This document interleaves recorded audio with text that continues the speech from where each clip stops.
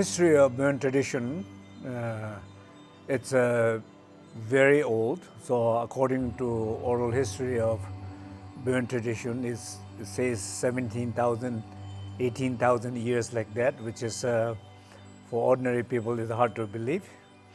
But it's very old.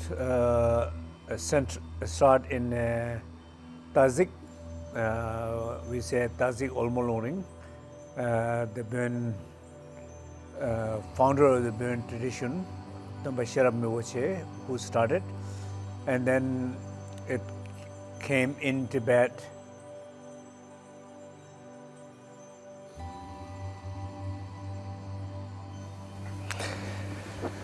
So Dream Yoga tradition is, in a way, it's not close to everyone, but not necessarily everyone is ready to do that.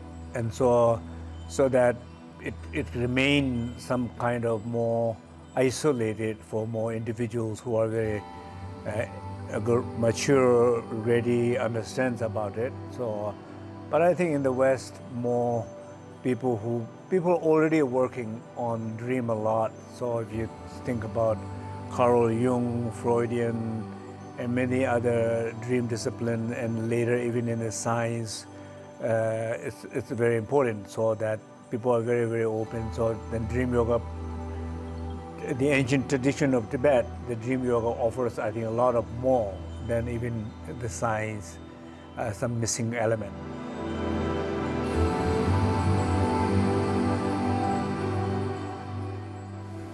I think deeper understanding of meaning of awake is to be in the enlightened state, to be in an awakened state, to be conscious of your true self. So that is an awake state.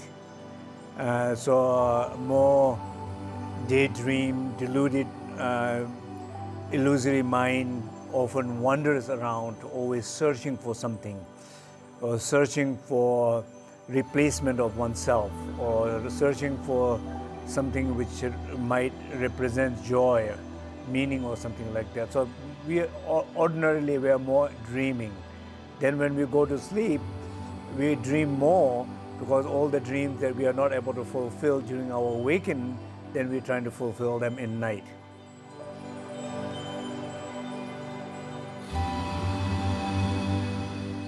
The main benefit of Dream Yoga for the practitioners is to overcome a lot of afflicted emotions, basically able to process raw, unprocessed, suppressed emotions.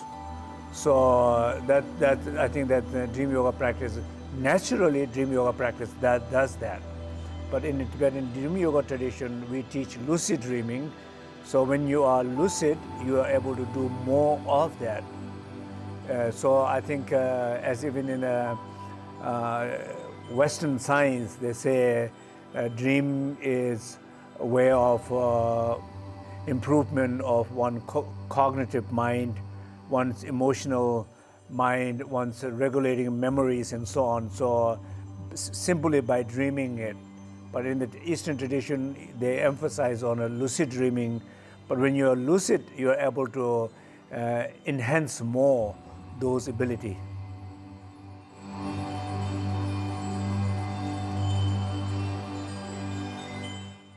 So there's, in our Tibetan tradition, we have two things, right? So one is like a Tibetan yogas of dream, and then another is Tibetan yogas of sleep. So sleep meditation part. So dream and sleep both, but maybe particularly more sleep practices. It's more like a preparation for the death. Because when you die, what happens is you lose contact with the outer world. You lose contact with all the sense objects. All the senses retreat back in. And the dissolution process starts with earth, water, fire, air, space.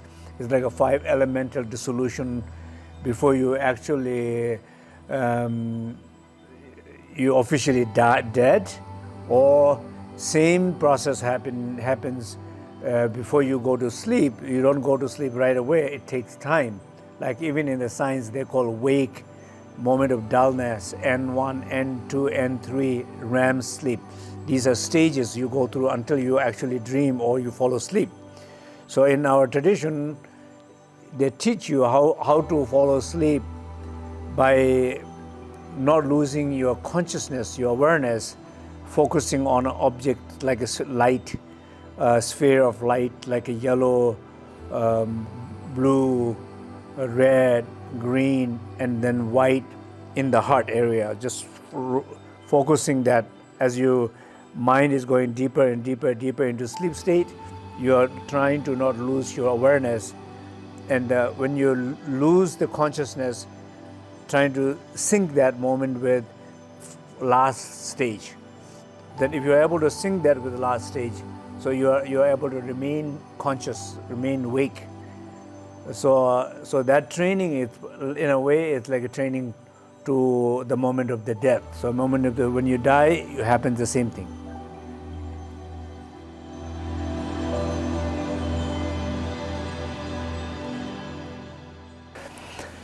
So generally, like when we say karma in Buddhist tradition, karma means action. So basically, every experience you are having is a result of your action. If you do something bad, you will pay suffering for that. If you do something good, you will get happiness for that. So no action is wasted. If you are interested in the right result, do the right action. So that's the karmic laws. In the same way that every single night, every single dream is caused by your own actions, your own thoughts, your own emotions causing it. So that means if you wanted to have a lucid dream, you have to prepare for it. If you want to have a better dream, you have to prepare for it. If you want to have a clear dream, you have to prepare for it. If you want to have more awakening dream, you have to prepare for it. If you don't want to prepare for any of those things, you're going to have a nightmare, you're going to have a bad dream, you're going to have a bad sleep. So this is very simple concept of how our action and karma affects our dream and sleep. Like in the West, people don't think psychologically that much. In the West, nowadays, it's very trendy to think about longevity in terms of the sleep health.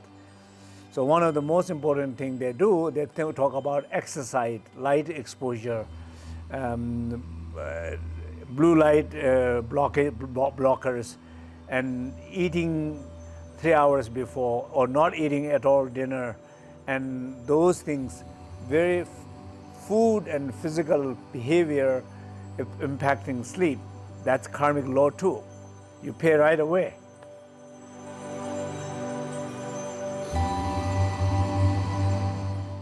Absolutely, absolutely. I think it's so important that you sleep. Many of the sleep disorders can be changed by what they call cognitive behavior therapies. So cognitive behavior therapies is very much your understanding of the sleep. Misconcept of the sleep. Behavioral therapy is very much how you behave.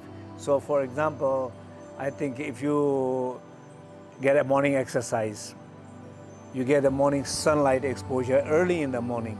So because after 16 hours later, you will be feeling sleepy. If you get earlier, it's good. So, or you, after midday, no more coffee, because coffee can last for 8, 9 to 10, 11 hours. Caffeine can be in your system. So, or alcohol in the evening, that will interrupt your REM sleep, for example. So a late night dinner in this Spanish culture, late dinner and big dinner for sure is going to impact your sleep and dream. So all those behavioral things are fundamental, because in one night you will see them differences.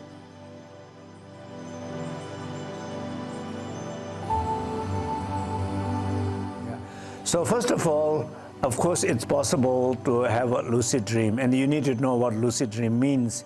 Lucid dream means to be conscious of your dream as a dream. You know you're dreaming while you're dreaming, and you know you are able to influence your dream, so that will be a lucid dreaming.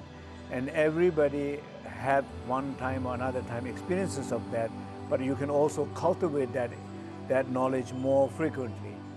So the reason why it's important is when you are conscious, you are dreaming, you are able to expand your creativity, you expand your emotion, you're able to expand your sense of self, your thoughts, expand your feeling of emotions, expand of your creativity, things you can fly, dive into the ocean, fly into the sky, go back in time, go front in time, do all the things that you would never even dream of doing. You're able to do those things in your dream. That ability expands a few things: sense of self, your capacity of cognitive thinking, your heart, emotions, your ability to feel bigger or host more feelings and thoughts. So it helps a lot. And I think everybody is able to do that. It's similar thing also in life. How do you become more tolerant? How do you become more flexible? How do you become more able to deal with, able to process problems in life? It's only those who suffers a lot, those who faces a lot of challenges in life, they learn those skills.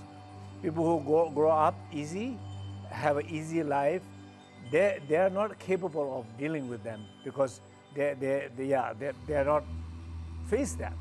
So it's important is to know that you can and you should able to do that.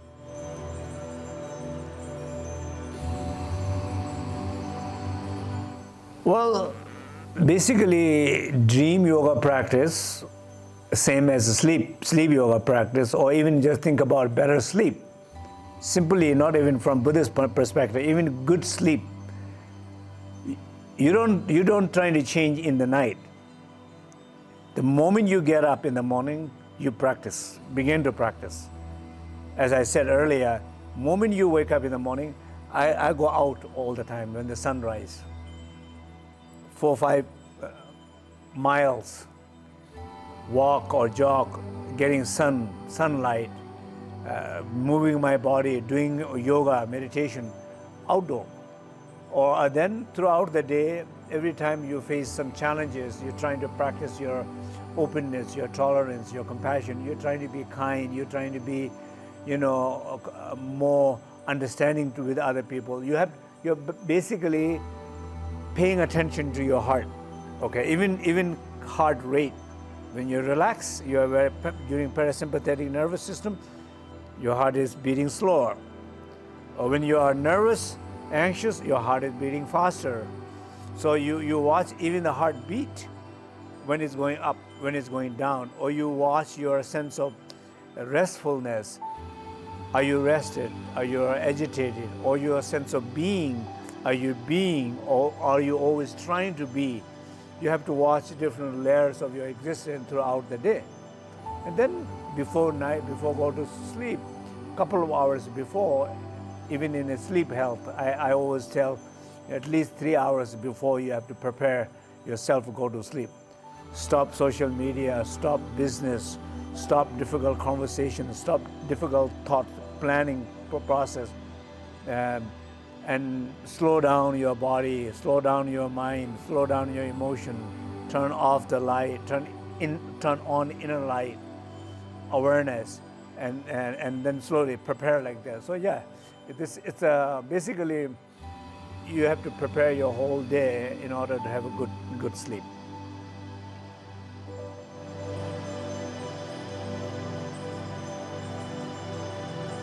So many times these deep traumatic experiences or traumas are deep rooted. We call karmic trace. It's a karmic imprint, karma. So during the daytime, we don't allow it to come out, to experience, to feel it. We don't allow them. So in the night, sometimes the pressure builds up so much, this trauma, these pains are built so much, it's like an explosion. It's like a nightmare, the explosion of those karma and those trauma. They come out. When they come out, we are not prepared or we are not ready to handle them. So when you are aware, like even your breathing, your breathing will start to stop, or breathing, shallow breathing. So when you're aware, then you are able to see them differently, able to process them differently. So when you're able to express them in your sleep, in your lucid dream, the traumatic experiences, you're releasing a lot of things. So it's like basically sleep and dream is like it's a release. A lot of physical exhaustion you release through deep sleep. You recover in a deep sleep. A lot of emotional, cognitive exhaustion, burnout, you're trying to process and release while you're dreaming.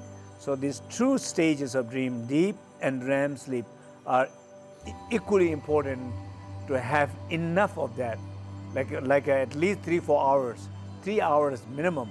I think it's important to have. Most of the people have maybe less than 2 hours in a night.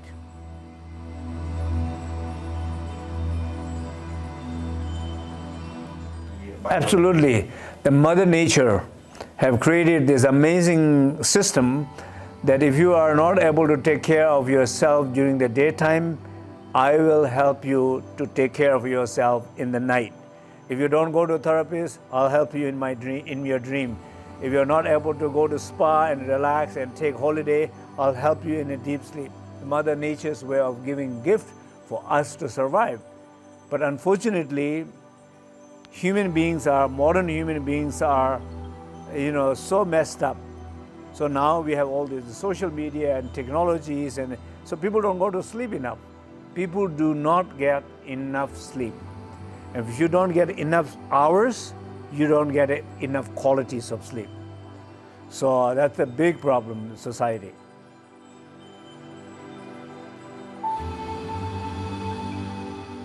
I think they clearly complement each other. They're clearly coming closer to each other. They're clearly understanding each other, discipline. If the discipliner, people are trying to understand each other. Like as a Tibetan teacher, I try to understand the science, and I understand a lot of the science. And I also see some of the things that science does not talk. We talk a lot. And I think it will be good. Scientists should be open enough to the other dimension of idea of being awake, or wakefulness, a spiritual sense of wakefulness, role of wakefulness in a sleep and a dream. So I think they play a very important role and complement each other.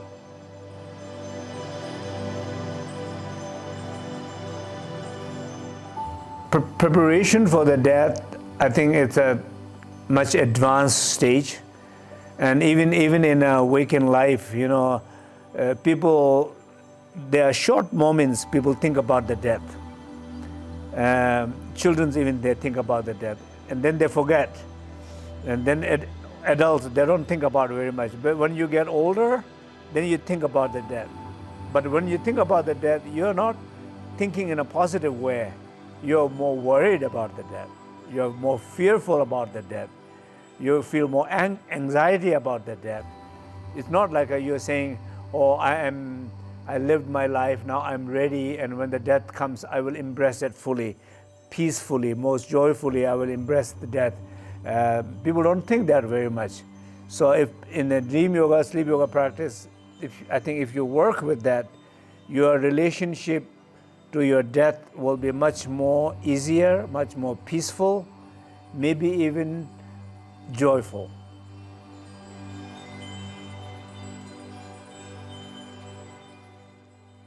Yes, absolutely. So in our tradition, we talk about 6 realms: hell, hungry ghost, animal, human, demigod, God realm. 6 realm. That means 6 different emotions. That means 6 different kind of personality. That means throughout the day, we all live different life. Some people live so much with the greediness, some people live so much generosity, some people live so much fear, some people live so much with a sense of emotion love, some people live so much with anger. We live different life. That means each given person might be, big portion of their life might be dominated by one single or few dominated emotion control life. So that means reason why they are living that life, they have not processed those emotions. For example, if somebody is living an entire life with greediness, even you have a children, you are being greedy with the children. You have a wife, you have a greedy with the wife. You do a business, you are greedy. You are business partner, you are very greedy with that. You are with yourself, you don't eat, you don't go on holiday, you are very greedy. Your greediness is your relationship to yourself, to everybody in the world. Greediness is your dominated emotion. Why? That emotion is what you identify with.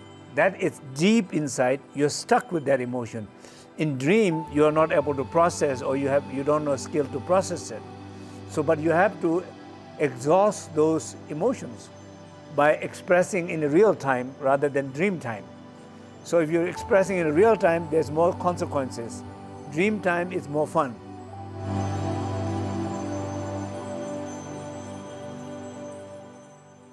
Basically, from very simple things to more collective things to more awakening, social awakening things, there are many different ranges of benefit can come from through the dreams.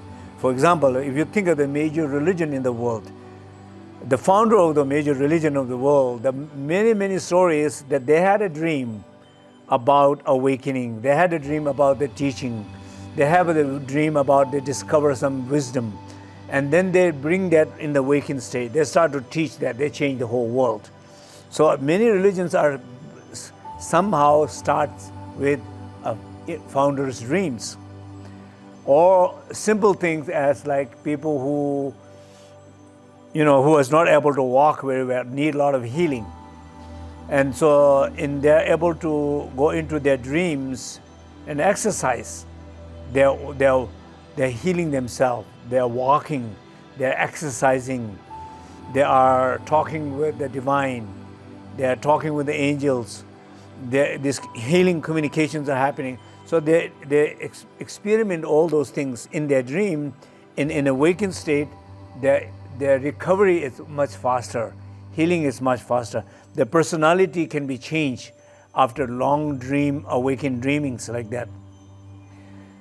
So there are many, from very simple personal stories to very collective stories.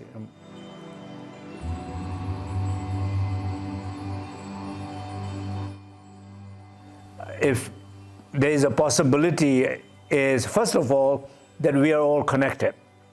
So regardless of you know or you don't, you're aware or not, we are connected. We are always tapping into each other's consciousness.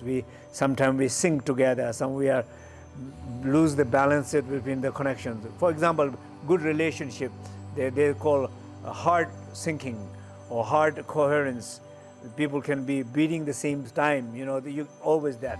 So through the dream, through the practices, definitely I believe that it's possible to encounter different beings in different time and share information or receive information. There are many stories like that.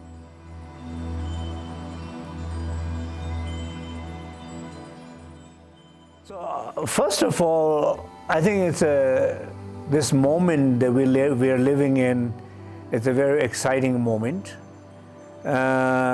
because there are many ancient wisdom traditions that has so much knowledge about like a dream, sleep, these deep experiences. And they also last 20, 30 years, science also coming up. As if you know, like a Matthew Walker's book called Why We Sleep, for example. Many interesting things, thousands of researchers that are coming out. They're coming from different angle, but it seems like so fascinating to bring them these two knowledge, bring them together, and both internal growth and external well-being, for example. So I think one of the society's problem today is, I think, not getting enough sleep. Even big people, politicians, they're making horrible decisions. Many times, simply they lack sleep. Horrible decision in a business world because they don't lack enough sleep. Horrible fight within the relationship, arguments, just simply because of not getting enough rest. So a lot of diseases that are caused, I think big percentage of the diseases are caused by simply not getting enough time to recovery to our body and our mind. So this is, it's not a luxury.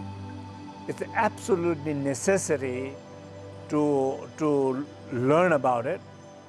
At least if you don't want to do it, at least be conscious about it. All the benefit of good in a long enough, good enough sleep, benefit of it, and consequences of not getting long enough or good quality enough. If you understand that, you will change your life right away. And I think everybody should change their life right away because of these factors. So that would be my first recommendation. Everybody educate yourself and change your life in the basic things like understanding sleep and dream and sleep enough.